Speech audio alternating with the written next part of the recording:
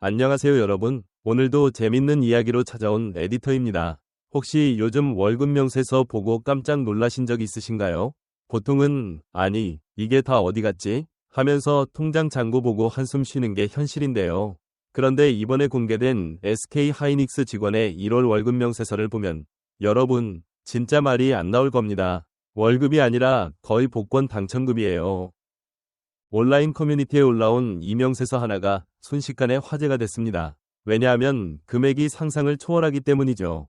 자, 공개된 내용을 보니까요. 1월 한 달 동안 받은 총액이 무려 5.689만 원. 네, 여러분 잘못 들은 거 아닙니다. 568만 원도 아니고 5,600만 원이 넘어요. 여기서 공제만 759만 원이 빠졌고 대출 상환 103만 원까지 제외하면 결국 손에 쥔 돈, 즉 실수령액이 4.816만 원입니다. 와우, 이 정도면 이번 달엔 뭐 사지? 가 아니라 이걸로 어디 건물 하나 살까? 고민할 수준 아닐까요?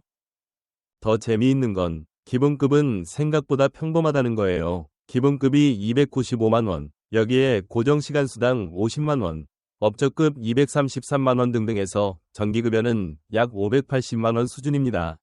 얼핏 보면 그냥 일반 직장인 수준이죠. 그런데 여기서부터 반전이 시작됩니다. 바로 특별성과급과 PS 초과이익 분배금이라는 항목인데요. 이 두 가지가 각각 1.676만 원, 3.408만 원으로 책정됐습니다. 그러니까 두 항목만 합쳐도 5.078만 원, 전체 월급의 89%가 성과급으로 들어온 거예요. 이쯤 되면 기본급은 그냥 커피값 느낌이죠.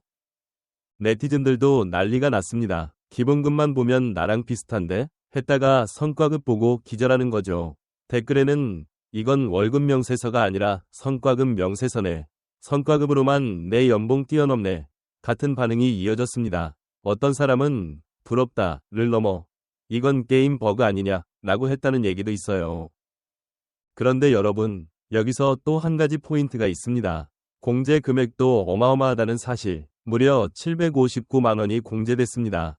소득세만 588만 원, 건강보험 27만 원, 국민연금 27만 원, 고용보험 51만 원, 내 월급보다 세금이 많다는 말이 농담이 아닌 수준이죠. 사실 이걸 보면 많이 버는 사람도 고생이 많구나 라는 묘한 위로가 되기도 합니다. 그럼 왜 이렇게 고액의 성과급이 지급됐느냐? 배경을 한번 보겠습니다. 지난해 SK 하이닉스가 역대급 실적을 기록했기 때문이죠. 매출 66조 1.930억 원, 영업이익 23조 4.673억 원, 순이익 19조 7.969억 원. 여러분, 이 숫자들이 감이 오시나요? 특히 이전 최고 실적이었던 2022년보다 무려 21조 원 이상 매출이 증가했습니다. 영업이익률은 35%, 순이익률은 30%, 사상 최대 실적을 경신하면서 회사가 엄청난 보너스를 직원들에게 뿌린 겁니다. 그러니까 이건 단순히 개인의 능력이 아니라 회사 전체의 성과 덕분이라고 할 수 있죠.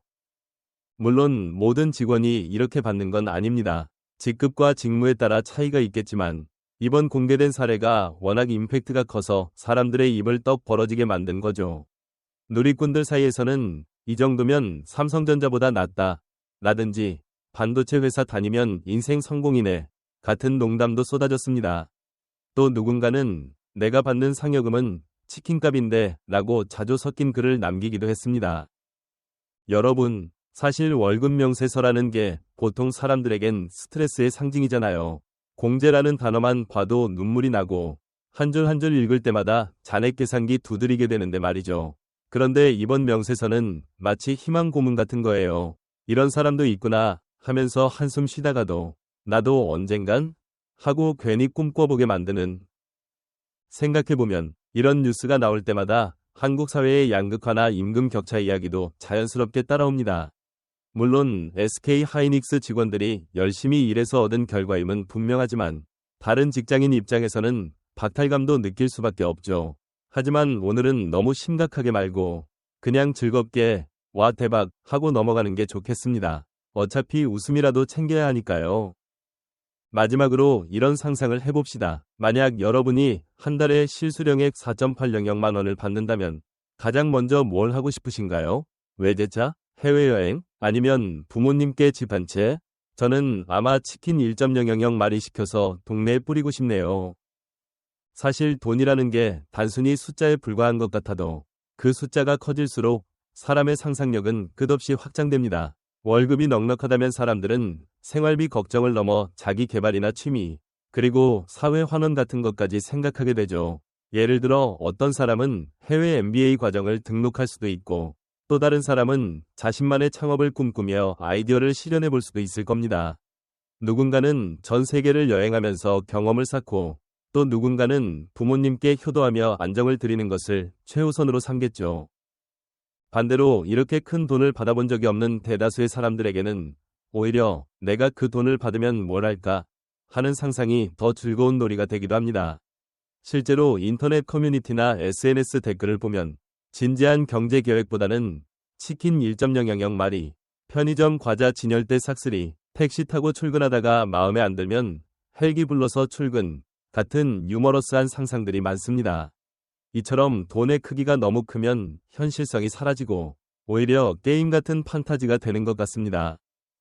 또 한편으로는 이 같은 뉴스가 사람들에게 동기부여를 주기도 합니다. 나도 저렇게 열심히 해서 저 자리에 가고 싶다 라는 마음을 불러일으키기도 하니까요. 물론 현실적으로 모든 사람이 반도체 회사에 들어가거나 같은 수준의 연봉을 받을 수는 없지만 자기 분야에서 성과를 내고 더 나은 조건을 얻기 위해 노력하는 계기가 되기도 합니다.